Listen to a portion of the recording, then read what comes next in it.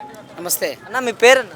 నా పేరు జీవి రమణ కడప జిల్లా కడప నగరం నుంచి వచ్చాం. ఓకే అన్న, ఏంటన్నా పార్టీ ఆవిర్భావ సభ జరుగుతుంది 12 సంవత్సరాల తర్వాత.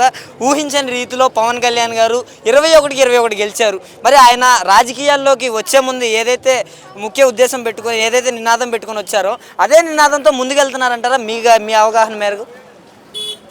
ఈరోజు వ్యవస్థలన్నీ పాడైపోయినప్పుడు స్వాతంత్రం వచ్చినప్పుడు 77 ఏడేళ్ల నుంచి పాలించిన పాలకులు వ్యవస్థలను సమాజాన్ని సమాజంగా కాకుండా ఇష్టం వచ్చిన రీతిలో ఆంధ్ర రాష్ట్రాన్ని దేశాన్ని కూడా కకావికలం చేసిన పరిస్థితులలో మీరు సక్రమంగా పాలిస్తే నేను రాజకీయాలు రావాల్సిన అవసరం లేదు, మీరు వ్యవస్థలను తప్పుదారి పట్టిస్తూ ఉన్నారు, ఆంధ్రప్రదేశ్తో పాటు భారతదేశ యువతనంతా కూడా మీరు తప్పుదారి పట్టిస్తూ ఉన్నారు, వాళ్ళ మేధాశక్తిని ఉపయోగించుకోవడం లేదు, వాళ్ళకు తాయిలాలు ఇచ్చి వాళ్ళ మేధస్సును కట్టడి చేసే పరిస్థితులు చేస్తున్నారే తప్ప వాళ్ళు చదువుకుంటే ఈ పాలకుల్ని ప్రశ్నిస్తారని చెప్పి వాళ్ళకి ఉన్నత విద్యగా లేకుండా వాళ్ళకి తాయిలాలతో కట్టడి చేస్తారని చెప్పి ఆయన రాజకీయాలకు రావడం, సమాజాన్ని నిర్మిస్తామని చెప్పడం, భారతదేశానికి వెనుకమైనటువంటి ఈ యువతని మున్ముందు భారతదేశానికి ఒక శక్తివంతమైన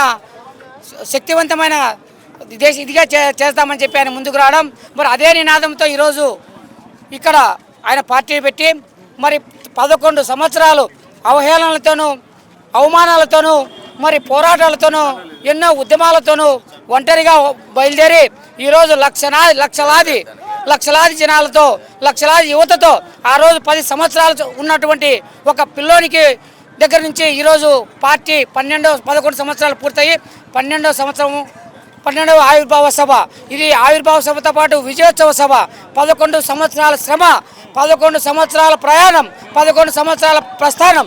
ఇది ఈరోజు ఆరంభం ఆంధ్రప్రదేశ్ రాష్ట్రానికే కాదు యావత్ భారతదేశానికి దేశాభివృద్ధికి ఈరోజు ఆరంభం.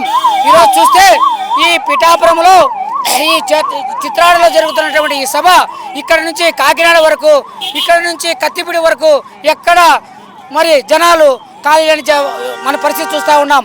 మరి ఇటువంటి ప్రజలలో నిజంగా మార్పు వచ్చింది. ఆయన నినాదంతో సమాజ నినాదంతో ఆయన బయలుదేరినాడు.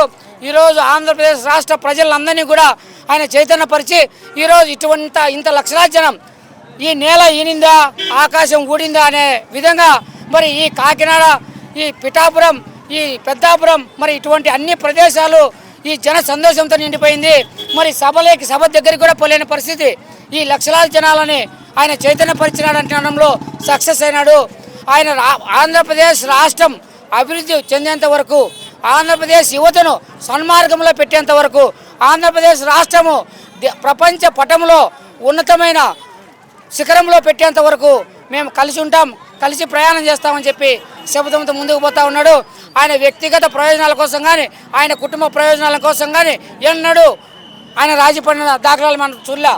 మరి జనసేన పార్టీలో అందరికీ పనిచేసిన వాళ్ళకి పదవులు ఇచ్చాడు. ఈరోజు అందరికీ ఇచ్చిన తర్వాత ఎమ్మెల్సీ మరి ఈరోజు నాగబాబుకు కేటాయించడం నిజంగా సంతోషం. పార్టీ మునుముందు యువతకు మంచి మార్గదర్శనం అవుతుంది.